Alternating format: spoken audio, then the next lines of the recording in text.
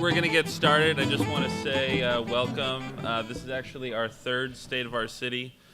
Like I told many of you in this room, the first time we did a State of Our City, it was a response to the Mayor Bloomberg, that is, his address.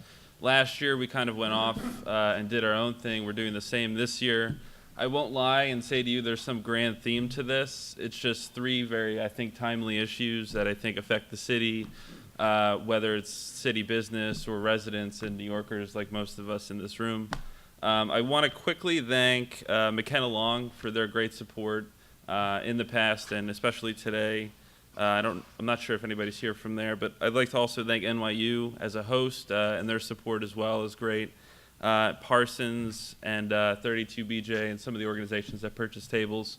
I'm going to introduce our managing editor, John Lentz. He's going to do a quick 1 or 2 minute intro, and then we'll dive into the panel. Sorry for the delay, and again, thank you everybody for coming, and hope you enjoy the wonderful discussions. Thanks, guys.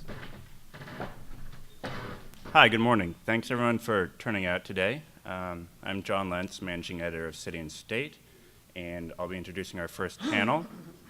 New York City obviously has gotten safer over the years, but public safety remains a key issue. Issues like stop and frisk, counterterrorism, prescription drug abuse, all are still relevant today, and the issues will become more relevant as we look to vote for our next mayor this year. Just to introduce our panelists, on my right is George Kelling, a senior fellow at the Manhattan Institute and the man behind the broken windows theory. To his right is Dan Donovan, the district attorney of Staten Island. To his right is City Councilman Jumaane Williams, and to his right is City Councilman Peter Vallone, the chair of the Public Service Committee, and then our host, Errol Louis, the host of NY1. And go ahead, folks. Thanks very much. And good morning. Thank you all for coming out. We're going to have about an hour-long discussion, maybe an hour plus. And we're going to structure this like a conversation. I've talked with the panelists a little bit. We're going to go through some of the big issues facing the city when it comes to public safety. The title, of course, is State of the City, but we're not just here for a snapshot of where we are today. It's really about where we're heading. I think everybody understands that in an election year, and so that's where a lot of the conversation is going to go.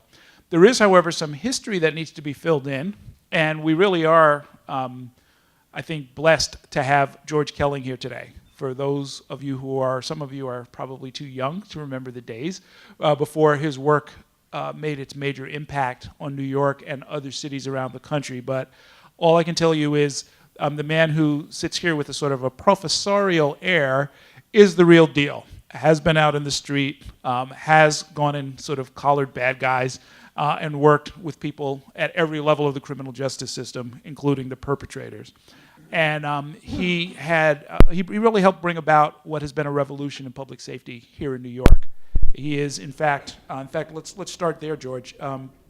As one of the authors and theorists, along with my former professor, the late James Q. Wilson, of broken windows policing and of the CompStat system that helped sort of bring it to life here in New York and again elsewhere. Where would you say we are? I mean, is this a sort of a permanent revolution in public safety? Well, is this on?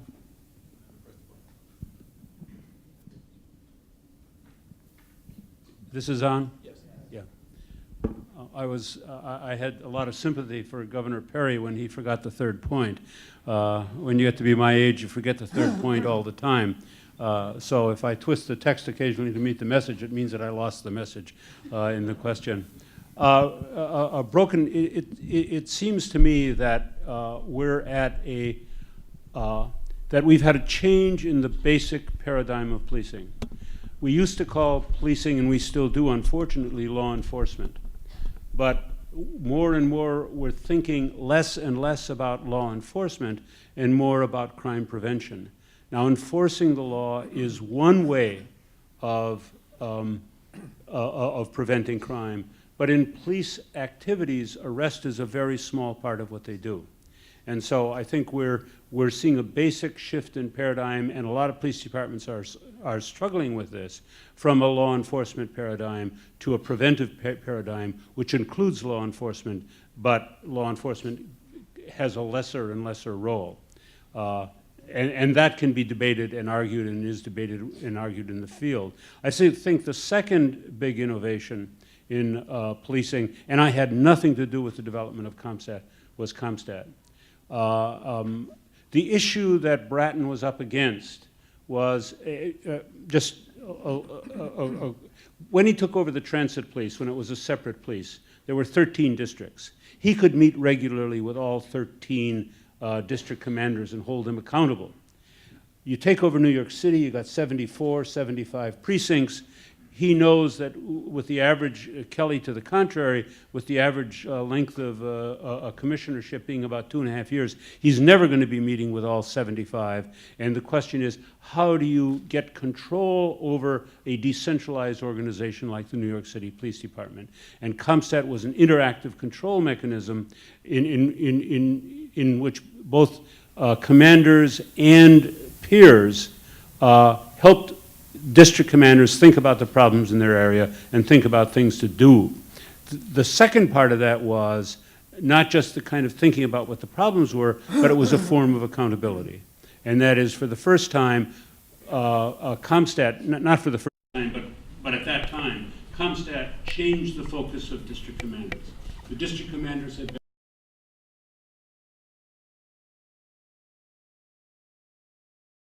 on what was happening in their districts, which was part of the revolution, and that was a form of accountability. The third thing it did, and I'm sorry to take so much time, the third thing CompStat did was to lead to the sharing of information. Woe be it to anyone who was holding back information. For those of you who don't know about the culture of police departments, for a long time in police departments, you only shared useless information. Why should you share good information when you want to get the good arrest? And CompStat brought that model to a close. And so I think that's where the edge is now in terms of broken windows and CompStat. Now, one of the things that also goes on, and it involves more than just the police, it involves probation and sort of arriving at community standards. I think for everybody here, all New Yorkers understand that there are times when, strictly speaking, the block party is supposed to end, but maybe it goes on for an extra hour or so. And some people don't like that, and it's a bit of a nuisance, but it's not a menace. It's not a crime problem. After school every day, if you're riding the subways between 3 and, say, 5 o'clock, there's a lot of rowdy kids. They're annoying. They're obscene. They take up all the seats. They jostle people. They shoplift a little bit. But again, it's more of a nuisance, and that is sort of determined community to community, what people will or won't put up with. And then here are the police and the law enforcement establishment put in right in the middle of that. How should we be thinking about that? How does the next mayor, the next police commissioner try to sort that stuff out? Well, you've properly cast the police at times put in between. And it seems to me that you're getting at the important principle that I think is essential in broken windows, and that is that you have ultimately to negotiate the standards of behavior in communities. And you have to negotiate those with the when I was first involved in developing some of the idea of broken windows, it was in Newark, New Jersey. And one of the interesting things was, and it had to do with the street people in Newark and how they behaved. The negotiations included the street people. So let me make a general point from that. Aggressive police action has had very positive results. There's a new study that out by Vera that I call your attention to on mass incarceration and the big decline in mass incarceration. But aggressive police behavior has to be negotiated within communities. And we live in a society, in a democracy, in which we believe that if citizens can govern themselves, they can police themselves, so you have to negotiate the standards. on a day-to-day basis. It isn't that once 10 years ago you negotiated the standards in a neighborhood. You've got to be constantly negotiating. And citizens are broadly in support of aggressive police action. I can take you through neighborhoods where citizens are applauding as people do stop and frisks because they want them done because they live in terror in their neighborhoods. But you better be negotiating all the time, and you get to the other part of this, and that is, but the police also have to learn how to say no, because there's only so far that you can go in terms of maintaining order and establishing standards within community, within a democratic setting. So it seems to me that the key to the answer to that is you're constantly negotiating with the community to establish the standards of behavior that are considered acceptable, and then you're operating within the law as well. And one last comment, it's not, and police don't do things just because they're legal. They just don't do them legally, but they do them properly as well. And it seems to me, part of the problem, I mentioned this to Errol before, I think many of you have experienced this. Police are the only occupational group that can say, "Excuse me, sir," and you hear and they intend, "Hey, asshole." And so it's that kind of doing these kinds of aggressive police actions properly as well as legally. I want to, just to fill in, the report you referred to by the Vera Institute, by Michael Jacobson, the former corrections commissioner that many remember, talks about how in New York State, the level of incarceration has gone down. There are fewer people going to jail, fewer people going to prison, at the same time that homicides have come down and the crime rates have fallen in ways that we hear about from the mayor and the police commissioner pretty frequently. And I guess to ask you about that, you were saying to me a little while ago before we started that this was always part of the theory that you were working from, was that this would happen. And it seems counterintuitive, so maybe you can explain why that should be the case. It seems to me the key in terms of a preventive model, and this sounds like a funny word for police, but to persuade people to behave. And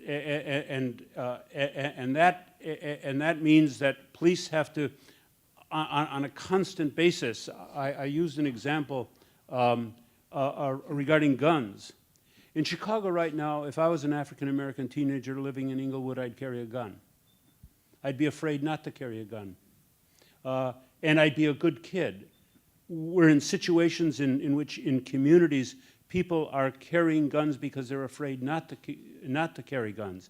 This means that we are not using the persuasive powers that are available and can be developed, a la New York City.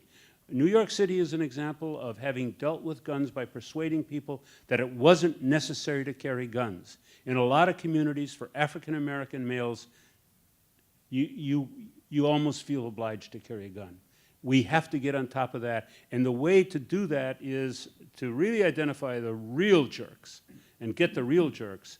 But if you're just after the jerks without thinking about the wannabes who are at the fringe and how you can persuade them to disarm, you're really not doing a thorough police job. Okay. Let me move to Dan Donovan. What we think of as policing and police discretion, in many ways, goes right back to the prosecutor's office, right? I mean, the cops will arrest someone or think about arresting someone, but they know when they either get on the phone or by video back to the prosecutor's office, the ADAs are going to say, cut that guy loose, we're not prosecuting that case. So your office and your counterparts around the city have a great deal to say about where things are going. I wanted to ask you to talk about that generally, but with particular reference to the marijuana arrests that seem to, in many cases, according not only to critics, but I think to anybody, are sort of proxy for something else, right? When you see 50,000 or 50,000 marijuana arrests a year, you're thinking either, there's 1,000 crazy potheads who are just smoking in public every week, or the police are using this to get at some other aspect of public safety. Well, let me just first start. Peter Vallone Jr. and I were prosecutors in the Manhattan DA's office back in the late 80s and early 90s. And back then, mothers in certain neighborhoods would put their children in bathtubs to go to sleep at night in the fear that a stray bullet might come through their window and hurt their child. You don't see that anymore in most neighborhoods. We've come remarkably far. Last year, there was 414 murders in New York City. there was 414 murders. There was 475 suicides. Last year in New York City, you were more likely to kill yourself than to be killed by someone else. That's how far we've come. In a city of 8.4 million people, with a police department that has about 6,000 less officers than it did on September 10th of 2001. And back then, they weren't dealing with something called terrorism. So they've done a remarkable job. Police Commissioner Kelly just came out with a directive. The mayor announced it during his State of the City address, how they're going to address marijuana arrests, and they're going to change their policy in marijuana arrests.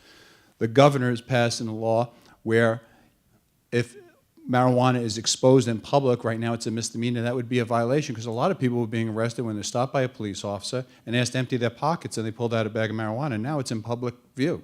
So now it's a misdemeanor. When it was in your pocket, it wasn't. So we've changed our attitudes. We changed our attitudes towards a lot of things. I think one of the things about the decline in incarceration rates is we got smarter in dealing with people who had other problems that were causing their criminality. We have drug courts now. We never had those before. We realized somewhere along the line that if we helped you with your addiction, we wouldn't have you in the criminal justice system anymore. Recently, we started mental health courts. You hear all this gun control debate going on and how we have to deal with mental illness. We got smart. We started mental health courts. And I think by diverting people out of the system or putting them in the right place or dealing with their problems, we're finding that less and less people have to be incarcerated. And as George said, with limited resources, we really need our resources for the real bad guys, the violent people who are not going to conform to what we need people to, we need people to behave in a society we all have to live in. So I think part of our success, and we have to build on it, is based on we got smarter. I mean, George would tell you if you had a police department that had to cover 24 hours, you'd put a third of your police officers on the 8 to 4, a third of them on the 4 to 12, and a third of them on the midnight. Then we started measuring crime and said most of our crime happens at 6 o'clock at night till 2 o'clock in the morning. That's when you'd want to use your resources. So we've gotten smarter. And part of it's the things that George was talking about before, how we measure crime now. We see where we have to put our police officers. We have compact impact zones now, where we put more police officers in certain areas to deter crime. And you're right, we're trying to prevent crime from happening. We'd rather have less victims than deal with them afterward. So what Errol was saying is true. A police officer makes an arrest. We're the ultimate people who charge our citizens with a crime. We analyze the case. If we think a search was improper, violated someone's Fourth Amendment, we won't prosecute the case. If it's so clear, we'll dismiss the case right there in arraignments. So we are the ultimate sayer in who gets charged and what they get charged with. Many times police officers arrest somebody for possession of a controlled substance with intent to sell it, and there's no indicia that they were going to sell it at all. They had 2 vials of crack in their pocket, 2 tablets of oxycodone. And so we're the ultimate people that will charge that person then with a misdemeanor rather than a felony, even though they were arrested for a higher charge. And sometimes that causes tension between prosecutor's office and police department. But as you have partners in crime, I always call them our partners in fighting crime. And because of all of these efforts, we've become the safest big city in America. The FBI measures safe cities by the 7 major crimes that you're all familiar with. And when they measured New York City against every city in America that has over 100,000 people, we're the safest city in America. We have 8.4 million people, and at any given time, there's another 2 million people out there from someplace else, either visiting, delivering goods. Talking about right now, there's 10.4 million people in our city. And you're more likely to hurt yourself than to get hurt by somebody else.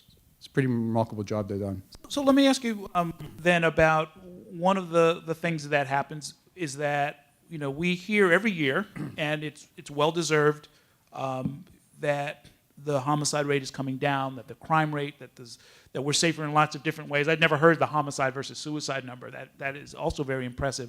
But in individual, we know that's citywide. In individual neighborhoods, on individual blocks, the situation can and does, in fact, look quite different. And for people who are enduring real serious problems in their neighborhood, a lot of what they would call happy talk from downtown, you know, almost adds insult to injury, right? They're saying, look, I don't want to hear about how safe the city is. I can't walk to school, you know, with my kid. How do you deal with that? Yeah, you're absolutely right. There are still people who are living in fear in our city, and it's a shame. One of the things that we have to change, I believe, is this culture of stop snitching. and people in communities have to take control of their own communities and start speaking. People live in fear, and there is a legitimate reason to be fearful to tell on someone or to testify against someone. And there's only so much government can do to protect you if you're brave enough and courageous enough to come forward. But at some point, we need the citizens' help. I can't prosecute a case without a witness. I just can't. And we've seen, at least a few times, thank God it wasn't many times, mothers crying in the street asking their neighbors, my baby was shot. Will somebody help me? Will somebody tell us what you saw? And everybody turns their back. So it's a difficult task to hold someone responsible for their conduct without the help of our citizens. I always thought it was strange. Years ago, you know, if someone was breaking into your car, they'd be afraid that your neighbors might see them doing it. Now your neighbors are afraid that the person might turn around and see them looking out their window. That culture's got to change. The overwhelming majority in the neighborhoods that Errol was just referring to are law-abiding, hard-working people who want something better for their children, want their children to go to school. A lot of us in this room don't have to worry about, as our kid is walking to school, that they step on a hypodermic needle. There are some neighborhoods where mothers have to fear for that. And I guess there probably still is some neighborhoods where mothers put their children in bathtubs at night. But we need the help of the community to rid them of those very few people who make most of those people live in fear. Okay. And now, Councilman Williams has been part of this debate in a lot of different ways for a lot of different reasons. Tell us from your point of view where we need to go from 2013 forward as far as what I think most people would agree is tinkering, or if you disagree, transforming how we do public safety in New York. Well, first, it's a pleasure to be here with this panel, particularly Mr. Kelling. It's a pleasure to be here. And I know people, I think your approach has been fairly balanced, which I appreciate, and how to move forward. And even don't agree with everything, but I know people have misused some of the research to do things that you had no intention of.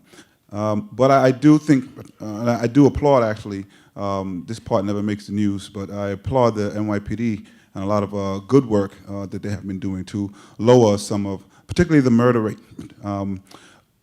What I think we need to concentrate on are actually the things that are working and leave the things that are not working behind, and any policies that are failing just by their own numbers. We have a problem with admitting that we tried something, it didn't work, and now we should move on. So one of the things that I think is important is something that I want to follow up on something that Mr. Kelling said, which, you know, arresting is not the only way to deal with public safety. And it always frustrated me whenever I had hearings. I met with the DYC commissioners or NYCHA commissioners and Commissioner Kelly, and I would ask, have you spoken to Commissioner Kelly about the cuts that are coming down to youth services, how that's going to impact public safety? And what I found is these people weren't even talking. So public safety is always left up just to the police department, which I understand should take a lead, but they necessarily shouldn't be the only ones responsible for public safety. So there has to definitely be more communication between agencies about what public safety is and how these things are going to impact. And also, I'm glad that the incarceration rate is going down, because too often the policies that we had to arrest crime was usually let's arrest as many Black and Latino young men as we can. And that just doesn't work. And we've seen now that we can lower the incarceration rate, and we can lower the murder rate, and shootings have begun to decline, although over about 10, 12 years they have remained about the same. But those things can go in the same direction. But we have to start thinking differently about public safety, and something like stop, question, frisk, which I know we're going to get to, by all accounts has failed. The policy itself doesn't work, and it's caused division. And we still continue it. And it's unfortunate, because there are other things like the impact zones that I believe have had a great effect. There are other things that are dealing with organized crime units that I think have led to decline in homicide rates, which we should focus on and continue. And that's where we need to put our emphasis. If we're going to spend time and resources on failed policies that are causing division, then we're going to start going the other direction. So I think there's a lot of good things that are happening that if we focused on, we can really learn from. But if we still focus on the failed policy, stop, question, frisk, no question about it, has failed, which is not to be confused with the ability to stop, question, and frisk someone, which any police department in any place in the world would need, thank you, would need to have that ability, if there's reasonable suspicion, to stop someone, with probable cause to continue on to a frisk. So no one wants to take that authority away, but the current policy that the Commissioner Kelly has, is backed by the mayor, is what has failed by their own numbers. Matter of fact, I had broken down some of the numbers by quarters, and you would actually see in some quarters, by percentage-wise, there was more white stops were likely to have summonses or arrests than the black and Latino stops. So if you had stopped more white people, you would have gotten more arrests and more summons, but you didn't because we're focused in another direction. So we're not actually following the numbers. We're doing something to say we did something, and we're backing up because the people we're doing it to, historically, we're allowed to do it to. And that's something that needs to change for us all to be safe. What would you say, as an elected official, to the argument, and the mayor doesn't make this argument, but it kind of lies behind some of where he's coming from, is that elections have consequences. I never said I wasn't going to do this policy. We put it before the voters in 2009, and they elected me. So, you want a different policy, try a new mayor. There is some validity to that. So voters have to take responsibility and come out and vote. The mayor would not be the mayor if actually more people had come out and cast their ballot the way that they said they would. So there is something there. There is also the fact that he shouldn't have a third term, but that's a whole nother conversation. There's also the fact of just being responsible. That's not enough. It's not enough to say, because you elected me, I can violate the Constitution and continue a failed policy, particularly when his own data shows that it has failed. So they keep moving the goalposts. So they said it was to get guns off the street, but they're getting less guns off the street. And then they said it was to get the shootings down, but shootings have pretty much stayed the same. And then they said that it was to get the murder rate down, which has happened, and we're thankful that, except if the shootings have stayed relatively the same, that means the same amount of people are getting shot and they're surviving being shot. I want them not to be shot to begin with. And then when I questioned in a hearing, I said, well, can you tell me how it's working, what's worked? They said, no, because it's part of a package that works. Mm-hmm. And that just doesn't make sense. You can't fall back on that. You were elected, but you were also elected to lead. And it's okay to try a policy. It's leadership to say it didn't work, we're going to try something else. In your experience, are you having conversations with Commissioner Kelly and his commanders? Is it just a difference of opinion, or is there a lack of is there a communications issue? I actually have really good communication with the commissioner's office, not always the commissioner himself, but when needed, I have that as well. People right underneath him, borough commanders, commanders in my district, so I have great communication. It is really a lack of communication. It is wedded to a policy that's not even backed up by the numbers, and I believe, for some reason, they believe it is effective, and then they say, well, now we're getting less guns because it works so well. So it worked so well, so we have to do more, or it didn't work, so we have to do more. Either way, we have to do more. So that doesn't really make any sense. But again, if you look at the numbers, if you stop a mass amount of people, you will get weapons, you will get stops, you will get arrests, regardless of the color of their skin. It's just a matter of how many people you stop. So why are we stopping only black and Latino young men? And those are their own stats that you look at. And stops are now going down, which they should. And if you look at it, we went from 95,000 stops to about 700,000 stops. It's come back down now. We're not getting more guns, and it's not affecting the shootings. They're going to say at the beginning, where we weren't calculating it properly. Well, okay, at what point were you calculating it properly? Because it's steady increase. There had to be a time where you were calculating it properly, and ever since that time, it's still going up. So it's just unfortunate, and I think the reason we get away with it is because of the community. So there was massive problems, I think, in certain communities when it came to organized crime, particularly in the Italian community. You would have never gotten away with stopping every Italian to try to deal with that problem. You did good police work. Some of the same good police work that's working now, like the impact zones, more importantly, the things that they're doing with the organized crime units. Well, those are the things that I think we deserve in communities I represent. We're the ones dealing with the gun issues, and they keep saying, well, it's black and Latino men that are shooting black and Latino men. Yes, I know that because I go to the funerals and I talk to the families, but we're also the ones telling you that it's not working, and there are things that we can do, and I was happy to co-chair the Gun Violence Task Force because that's a problem that's equally important to me. And they try to pretend that we can't have these two conversations at the same time, and I think our communities are intelligent enough to say we need to stop the gun violence, and we want and deserve the policing at the exact same time. But it's more important to know that it is a comprehensive issue, and people need to be talking about the police department can't be the only one responsible for public safety just by arresting as many people as humanly possible. Okay. Now, Peter Vallone has Who's the going to same- agree with me on everything I say? Well, he has the same. Yeah, right. Well, what's remarkable to me, because I've talked with you guys about this before, is that you guys have essentially the same data. You don't disagree that much about the facts, but the interpretation and the policies that follow, I know Peter disagrees with you on. Yes. Test.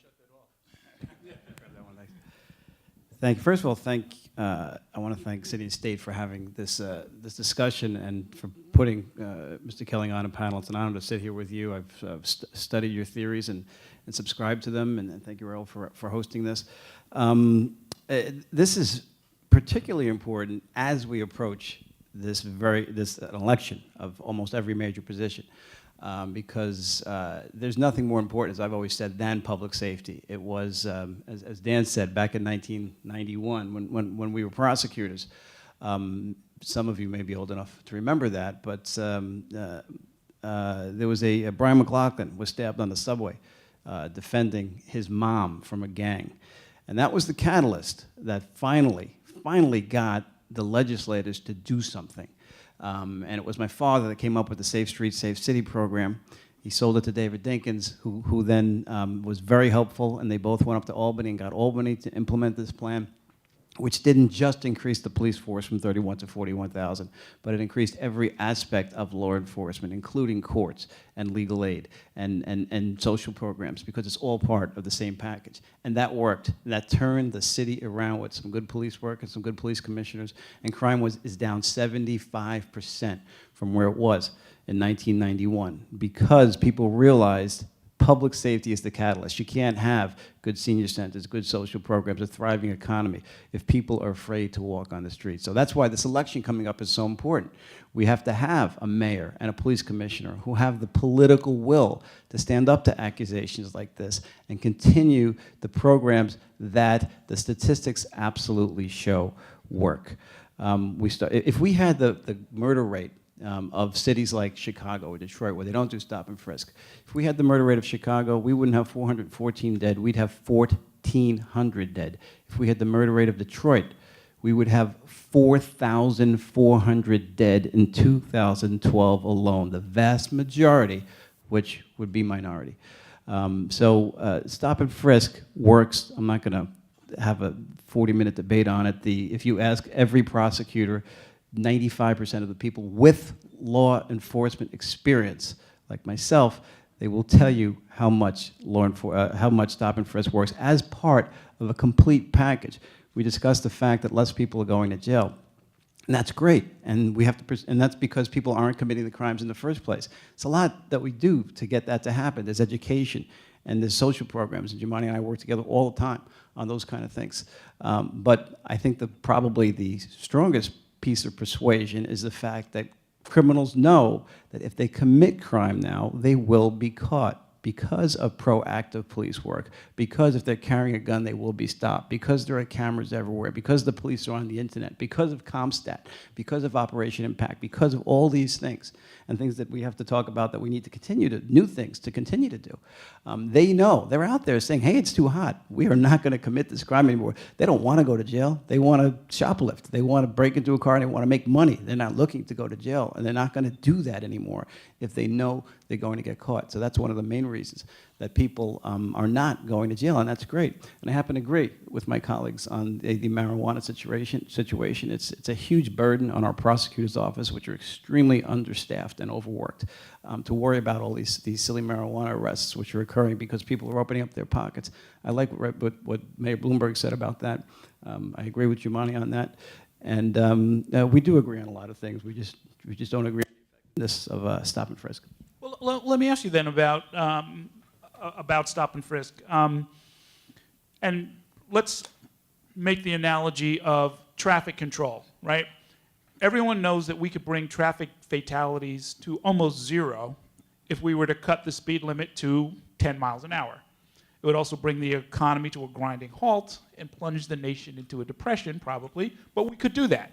But we have decided, and it's a gruesome thing when you think about it, but we've decided as a society, we're going to let people drive, understanding that some of them are going to go off the road and smash themselves up, and we could stop it, but we're not going to infringe that much on people's. This is partly why I asked Professor Kelling about this issue of nuisance versus menace, right? So if the community is coming back to you and saying, the kids are a nuisance, we don't want you stopping them every other day. Treat them like a nuisance. We understand there's going to be some shoplifting, there's going to be some rowdiness, there's going to be some drunken, disorderly behavior. For this community, we're going to live with that. Now, it can be debated, but is that a conversation that you're willing to have? Oh, absolutely. I've always said that the amount of stop and frisk and how stop and frisk is conducted has to be looked at constantly, and that's why we've had more hearings on stop and frisk than with my committee than any topic other than anti-terror. And I've always said, and we've discussed this, that I thought the amount was too high for a lot of reasons, because of the strain on the community, because of the strain on the police force. I mean, these guys are people. They don't want. It's a lot of stress to have to go out and make so many of these stops when you're getting filmed and you're getting yelled at by. They don't want to do all these stops.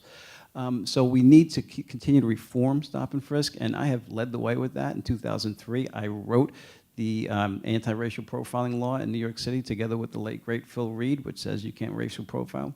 It's the council working together. We have asked Ray Kelly to hand out information, which they supposedly do. We have asked Ray Kelly to make sure their cops are civil and explain why people are being stopped. Hey, somebody around the corner with a red shirt did a robbery. That's why we're throwing you up against the wall. It's going to go a long way to at least getting more cooperation. I was the first one to ask Ray Kelly again to not hold information that they obtained from these stop and frisk indefinitely, which they were.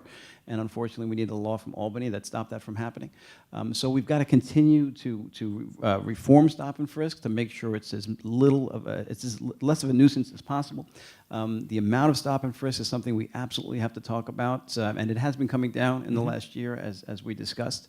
But there's no greater evidence that stop and frisk works than the fact that our murder rate is the lowest in the country, and the fact that we are getting less guns is clear evidence that less guns are being carried. If you talk to criminals, and prosecutors do, and police do, you know that they're not carrying. In fact, I mean, there's a new thing called community guns out there where they're hiding them in mailboxes and alleyways because no one wants to walk around with it. And the cops, just last night I was speaking to a few who told me when they get a gun, they know it's about to be used now, because people don't just walk around anymore unless they're about to use that gun because they're afraid of getting that gun, of getting stopped. But we got to continue to reform it. We've got to continue to look at it, and we're doing that. Let me ask all of the panelists to grab a working mic. We're going to turn this into more of a conversation. And as we do that, let me ask you this, Councilman. What about the sort of the argument? It's kind of a logic argument that Councilman Williams was making, which is that if the answer to everything is more stop and frisk, stop, question, frisk, then it sort of calls the numbers into question, right? Like if declining murder rate and crime rate is evidence that stop, question, frisk works, and increasing numbers also mean that you should do more of it. It's kind of like it's the answer to every question, right? Like whether the numbers go up, down, or sideways, the answer is to do more stop, question, frisk? Well, he said that, not me. That is not the answer to everything. Stop and frisk is part of a package of a lot of different type of police works, a lot of different types of social programs that work.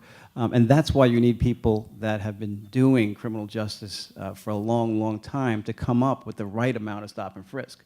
Jumaane knows a lot of things that I don't know, and is expert in a lot of things I'm not expert in, but law enforcement is not one of them. So if you talk to people in law enforcement, you have to have the community involved, and that's what Jumaane is great at. You've got to have law enforcement involved, and you've got to work together to come up with the right amount that works. It's not the answer for everything, but it is an effective tool. Ray Kelly is perhaps the number one law enforcement expert in the entire world. He is a huge proponent of this, as are so many other law enforcement personnel, and every district attorney, and of every political persuasion. Huge proponents of this. So it's not the answer to everything, but it is effective. But as we said, we have to continue to reform it, continue to look at the amount of it that's done, and it's worked. You have to work it in tandem with so many other pieces of police work, which this city does better than any other city in the world. Okay. And briefly, Professor Kelling, you said that there's some research that supports the idea that how you do the stop actually it's not trivial. It's not a matter of just kind of civic etiquette, but it actually has an impact on public safety. Back in the 1970s, there was an experiment in San Diego. San Diego at that time did a lot of aggressive field interrogations, and it's not working? There we go. So what they did was specially train officers, develop guidelines in some areas, and then check with the people who had been interrogated. And it turns out that the attitudes of those who were interrogated by officers who were better trained, who were more thoughtful, who had better guidelines, were much more positive. That it really makes a difference even when you aggressively do it. But part of it is, and I think you have to put on the table, and that is this has to do with race. And that is that it turns out, one of the things that's mentioned, it appears that African Americans, Hispanics, are more likely to be stopped and searched. In Milwaukee, they're more likely to be, where they emphasize, Milwaukee's a car town, so the police are emphasizing a lot of car stops. And it seems to me that there's a real dilemma here about how to proceed. And let me just give an analogy. When I was working in Newark, back up until I retired, we had this interesting problem. 60% of the population was African American. 86% of the killers and 86% of the killees were African American. That meant if we targeted a program to deal with homicide, we were going to be targeting on African Americans. And that was going to be quickly apparent to the community. My stance about that was that we had to go and negotiate with the African American community. Did they want us to do this? Did they understand this? And I spent many nights, along with police and along with other officials, going into church basements, talking with African American citizens about what they wanted, what they were prepared, how aggressive did they want police to do, to be. When we started in the subway, and this is a long time ago, Bill Bratton and I had dinner last night. It was 24 years ago that we first started having these conversations. And at the time, we regularly met with focus groups to talk about what do various populations want. So it seems to me that different neighborhoods are going to have different toleration for different kinds of police actions, and that's why police departments are decentralized, and that's why you have to think about negotiating standards for particular communities. And one last comment about these neighborhoods that are left. It seems to me that there's something happened that's very interesting in the subway. That's a good example, and Malcolm Gladwell wrote about this. Back when I started in the subway in the 1980s, there were almost 4,000 officers policing the subway. There was about two-thirds of the usage. Crime was escalating rapidly, and disorder reigned. Some of you were too young to remember what it was like in the 1980s. But what happened? But when you think about the subway now, it is probably the case in there's a much larger population using it, and it is largely self-controlling. There are far fewer police now than there were back then. So what you have to be searching for is the investment of resources in particular neighborhoods to deal with the problems until the neighborhoods themselves can be important in terms of managing those problems, which means again, it goes back to negotiating on a neighborhood by neighborhood basis. This is the basis of Anglo-Saxon policing. Excuse me, I talked too long. We were saying like you. How much we like listening. Can I jump in? Is this working? Sure, you guys. Thank you. So, with the stop question and frisk, obviously, what first is glaring is that my colleague never mentioned anything about shootings, never mentioned anything about gun recoveries, because those things don't reflect a benefit of stop question and frisk. What they go to now is murder rates, which, as I said, I'm happy it's going down, except I don't know, and I want someone to answer me how that stop question and frisk leads to less murders if the shootings have stayed the same. That means people are surviving being shot. So we keep getting wedded and giving credit to stop question frisk for everything, and we move what it's for when that thing is originally not working. And it's a problem that I have because even when it's not working, we want to keep doing it. And I'm a firm believer that is because of the communities that they're in, and no other community would accept that. And I have been a young black man a little longer than Peter Vallone, so I have that. And I've spoken to a lot of young black men, young Hispanics, and we've spoken in particular at the task force to people who do shootings and deal with this lifestyle. Stop, question, frisk does nothing but make them more angry. It has never prevented somebody who wanted to shoot someone from shooting someone, and we hear that from the people who are involved. There are other things that have prevented it, and I've mentioned those things like impact zones, like I'm a fan of more police on the ground. I think that prevents lazy policing. But the fact that we kept getting stuck on this policy is disheartening to me because we're doing it to communities that are historically done to. And then on the flip side, when we say, like was mentioned, most of the gun violence, or a lot of times the crime is in these communities, so it's okay to focus aggressive policing in that area. But if we flip it and say, well, let's focus resources in that area, then everyone cries, oh, we can't do that. We can't do affirmative action. We can't do. So we can only focus the aggressive policing, but once we try to focus another type of solution, everybody's in uproar. So again, there's a disparity in what we're saying we can do, and we have to acknowledge this is because of the communities that they're in. It would not be accepted in any other community, and it has never been accepted in any other community. Even when the violence was the same, so decades ago, when the people who were committing this crime looked a little lighter than me and came from Europe as immigrants, they killed themselves with even gun violence. They killed police officers, which are horrible. But what was said by the social elite is they don't have access to education, they don't have access to jobs, and they flooded those neighborhoods with those resources. In communities that look more like mine, what they said is they were victims of their own self-destruction, and they flooded those communities with police. What we're saying is if it works one way, it'll probably work the other. And a great example of that is many of us who've been working on the ground when the shootings are happening saying there's a problem with some of these young people. There's cycles of poverty, cycles of degradation that is affecting the mental ability to make correct choices. What we said is what we don't want. We're taking away their right, their self-responsibility is what's going on. So when there was shooting in the school in Thomas Jefferson High School, the answer was more police and metal detectors. And then I saw horrible things. I saw someone shoot up a movie theater. I saw someone shoot a congressperson. Someone shot up babies in a school.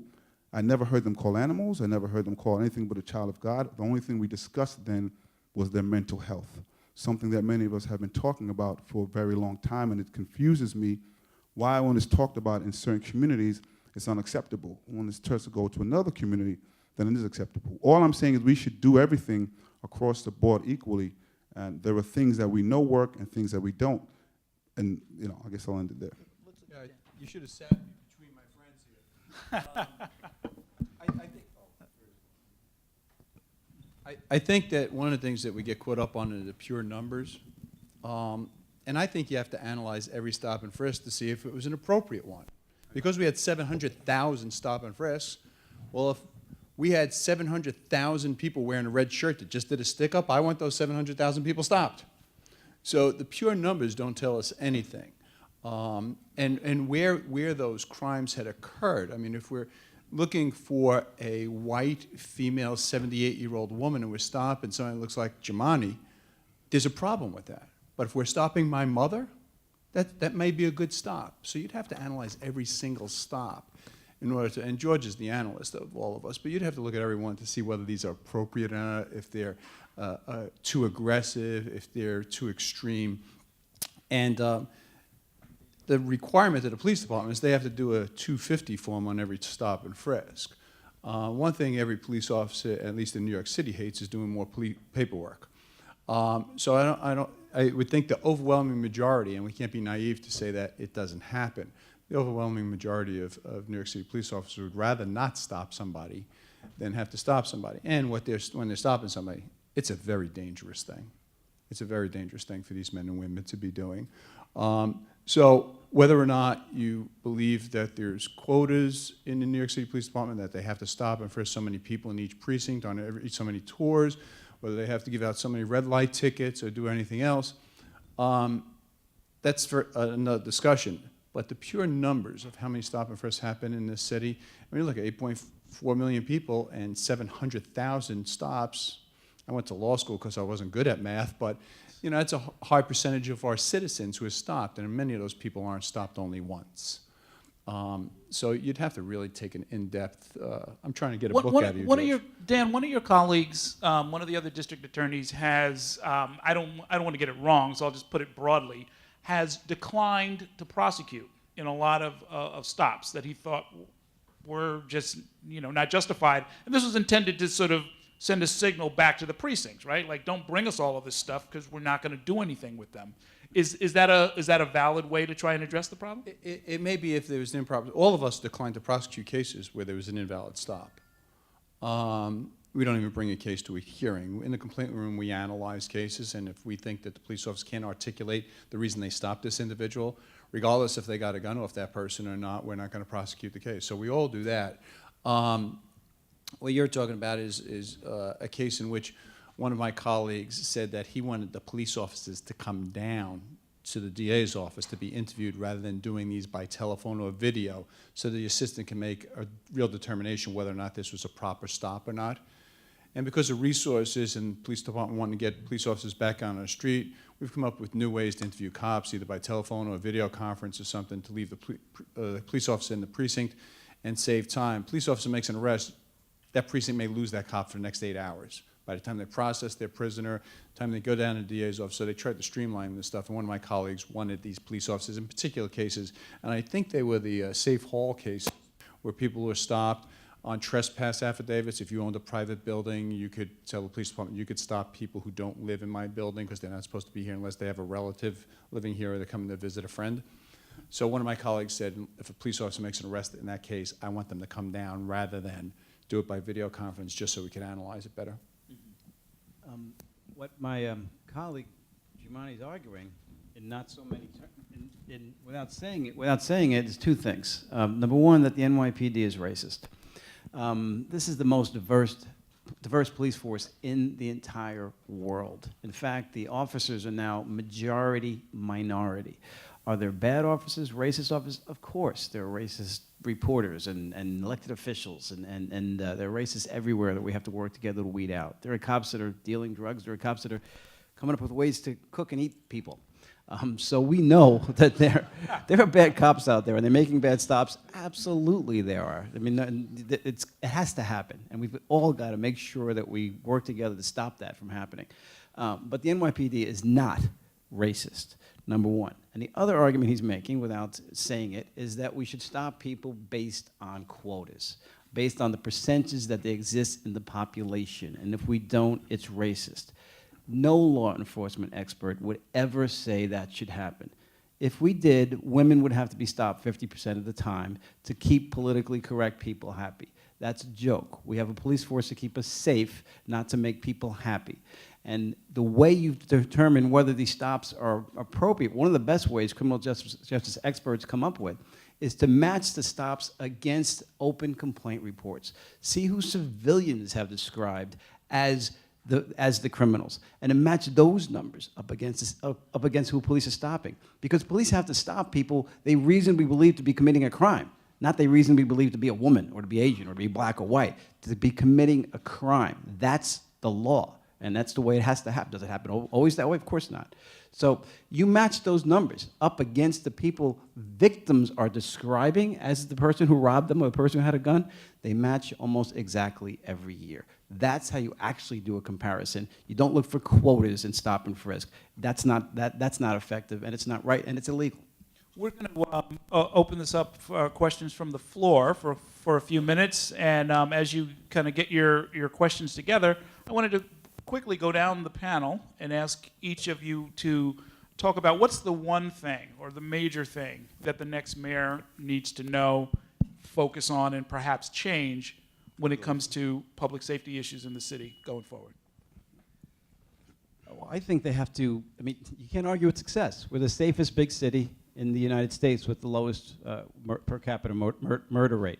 There are always things we can do to make that better. But that's why I think this is so important, because we have to elect a mayor and who picks a police commissioner who has the political will to continue to make the tough choices. But there are all kinds of new things that we can continue to do. There's technology out there now that can pinpoint the location of a gunshot. The police are now using the internet in ways they've never used it before. There's, in New York City, we just discussed this, as a gun registry, which the mayor and myself and Speaker Coyne came up with a few years ago, which once you're released from jail on a violent gun charge, you're on this registry for another 5 years, where you have to continue to report every 6 months. And if you don't, first of all, they know where the bad guys are, and second of all, if you don't, it's a misdemeanor. So you go back to jail. And that's been working, and that needs to happen statewide. So there's new things we can continue to do, but the most important thing is to stay the course and have that political will. I got to respond to a couple of things in my answer. One, I wanted to make sure I understood. I never said we should stop people at percentage. What I said was, in the 70th precinct, in the 40th precinct, in the first quarter of last year, had we stopped more white people as opposed to black and Latinos, percentage-wise, we would have gotten actually more arrests and more summonses. That's according to their own data that's here. And also, I think we have to make sure the stops are correct, but they also have to be legal and for a purpose. Unfortunately, most of the stops that have happened are because of furtive movements, not because someone calls something in. And I have Tourette syndrome, so all I do is make furtive movements. I'm not exactly sure what the furtive movements are. An issue with diversity, it is true that the line officers and the blue shirts are more diverse, but that changes once you go up.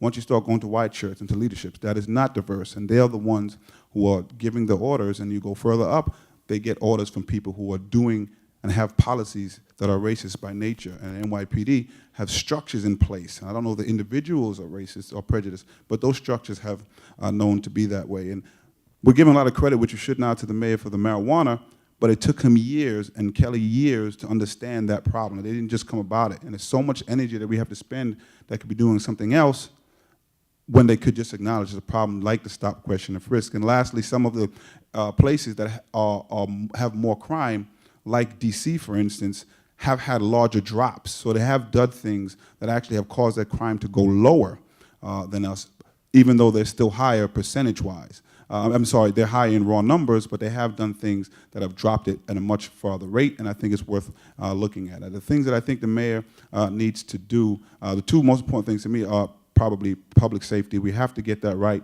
in a way that values every resident of New York City, as well as the education. We've done a terrible job, I believe, under mayoral control. I think we need municipal control so that we can have some balance to what the mayor is doing. But I think the proper education would aid in so many of these things if we can get it right. So those are the two things that are primary for me. And with the public safety, again, knowing that the police can't do the jobs by themselves, and having a more communication. And Councilmember Wills, I'm proud to co-sponsor a bill that actually puts something in there in dealing with, one, trying to make violence a health issue, and two, having a commission of people, a cross-section of disciplines, to discuss how to get to the cause. So if you're a doctor and you keep treating the symptoms, you don't get to the disease.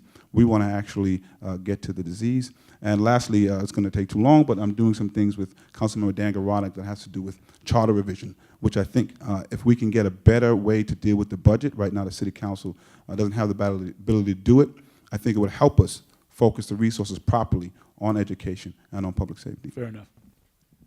One of the fears when you're so successful at something is that people get complacent about it. Years ago, when I first got involved in politics in the 80s, if you asked an open-ended question in a poll, what's your number one concern? It was public safety. You ask it now, it's about number 17.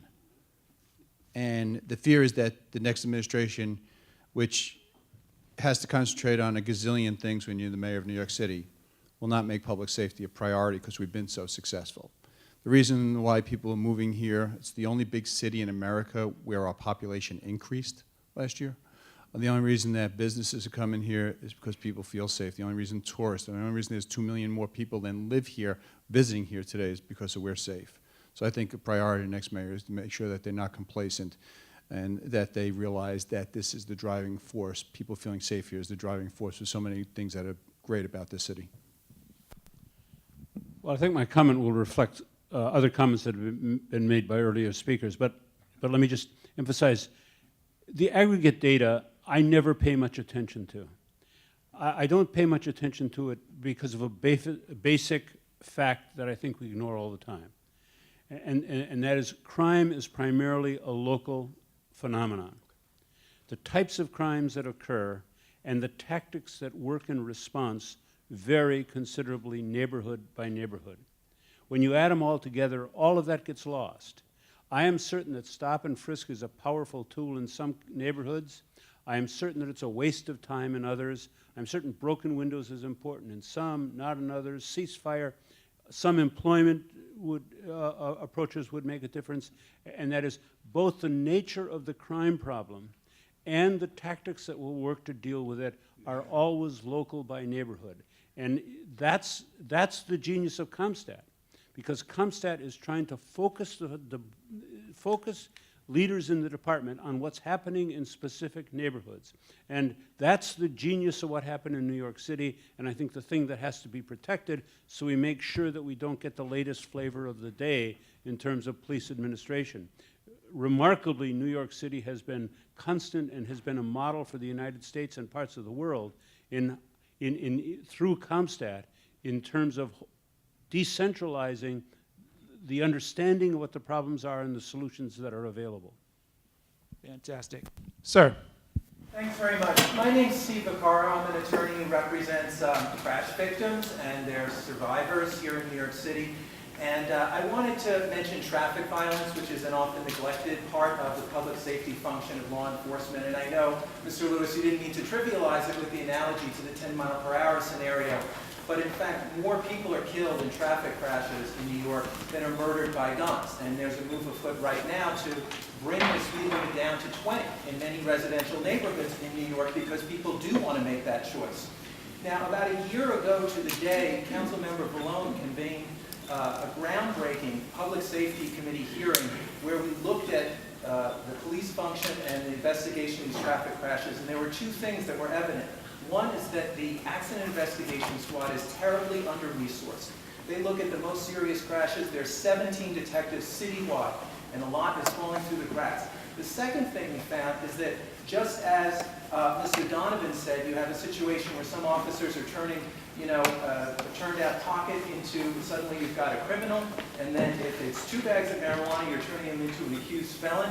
You have police officers making excuses from the beginning about why an accident just happened.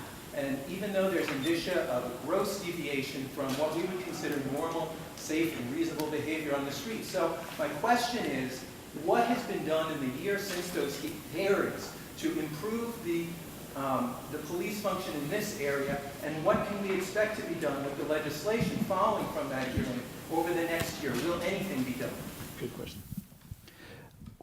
I want to thank you for your help with that hearing, and we did open up a lot of eyes, I think, and it started the process. Not much has happened because we don't control the police department. We can just urge them to take the right actions. The laws exist now, as you and I agree, for them to do a lot more than they're doing. We need some changes. We need some changes up in Albany. That hasn't happened, and that will take decades, most likely, because it's Albany.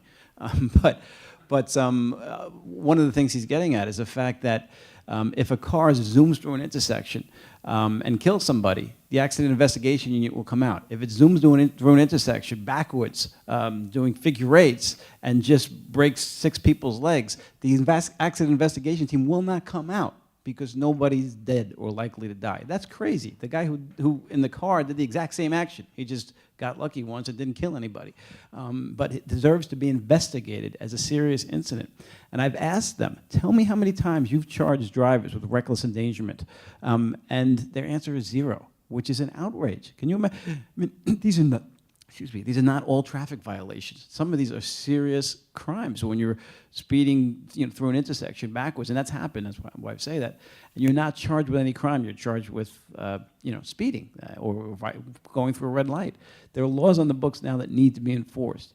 And I'm continually speaking to the police department about enforcing them. Every time a truck hits an overpass, that's very dangerous. There are people on that overpass, there are people on that road. Not one of those drivers has ever been charged with reckless endangerment. That is an outrage. We're moving forward we're working with Albany to get the laws passed that would help a little bit. There are laws that exist, but I wish I could report back to you with more progress, but there hasn't been. Dan Donovan, do you need a change in the vehicle and traffic or penal code, or? Well, one of the things that's going to happen, I was going to say, when you use your example, even if we lowered the speed limit to 10 miles an hour, most of the people who are committing the offenses you're speaking about aren't obeying the speed limit we have now. So there's always going to be, regardless of what laws you put into effect or enforce, there are always going to be people that are going to break them. The AIS guys are specially trained police officers, do a marvelous job, and you're right, there's too few of them. And there's a rumor afoot that they're going to be merged out of the Department of Transportation into the Detective Bureau, which may be a good thing, that maybe more detectives will be trained in that area. One of the things that I think is great about the successes we're all talking about that New York City has seen over the last decade or two is that we're able to concentrate on things we weren't able to concentrate on before. When we had 2,200 murders in New York City in 1991 or 1992, we really couldn't concentrate on accident investigations. Now at least we could put some focus on some things we haven't been able to do before because of the successes. It would take a sort of a change, if not a revolution, in the culture of your office and others, right? Well, we do prosecute them, and Peter's right. AIS guys don't come out on a job unless there's a death or someone's likely to die. And we actually, at least in my office, we count those vehicular homicides as homicides, but the police department doesn't include them in the homicide rates. And I thank you for bringing that up, and it's definitely a terrible thing, and I've heard so much about it, and I hope it gets corrected. I am going to bring it back slightly, just because I know, even though you said there are more homicides and traffic fatalities and gun violence, we will probably never condone stopping every car and looking in the car, making sure they're going the right way, because the populations would change slightly. And I just mentioned that because we will never condone stopping bankers and looking in their financial statements to make sure that no crimes are committed. We'll only condone in the areas that we believe we can get away with it. And if you look at the new poll numbers coming up, I bring it back to stop, question, Frisk, the population is against it about 55% to 39%. But there's only one population that is in favor of it, and that's the disaffected population, which is the white population of New York City. And it's unfortunate that the disaffected one who are not feeling it or pressuring it to be done, even though it's ineffective. We're just about out of time. We'll take one last question, ma'am. Yes, you. Yes, my name is Christine Berthe. I'm the chair of CheckPeds, the Coalition for Pedestrian Safety on the West Side. And I want to repeat some things that you said. You say people we're afraid to walk on the street. I can tell you in our neighborhood, people are afraid to walk in the street. And not because of crime. Only 5% of our population is afraid of crime, but 95% of our population is afraid of cars and traffic and drivers. And I want to echo what you just said about, it seems that the drivers are a class apart, that they can get away with anything.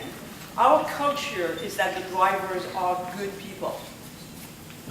And we don't arrest them, and we don't look at them, and we don't enforce any of the laws. None. When the community speaks up at police precinct and begs the police to put more arrests and more gridlock cops, etc., you know what they tell us? They tell us, well, it came from the top that we should really back off on that. Okay. Because, and so that's really a fundamental issue. Just like stop and frisk is very focused on certain categories of population, non-enforcement is very focused on certain category of population. And I wish that we would take all the stop and frisk people and put them at stop and frisking the cars. Very interesting. I think, yes.